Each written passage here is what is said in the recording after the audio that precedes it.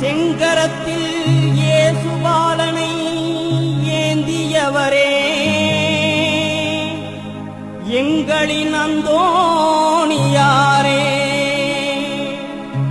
காவிரி நதி பாயும் மாநகர் திருச்சியிலே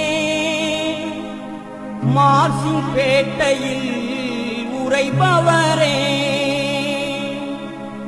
வெண்சங்கு ஆலயத்தில் அருள் பொழியும் நின் பொன்னிகர் திருக்கொடி பறக்கிறதே.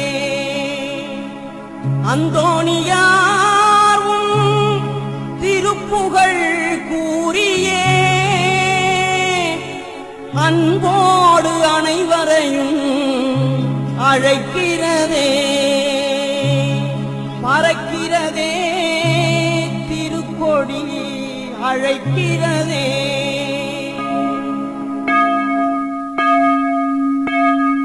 அழியாத திருநாவை அடைந்தவரே, புனித அந்தோணியார் உந்தன் கொடி பறக்கிறதே.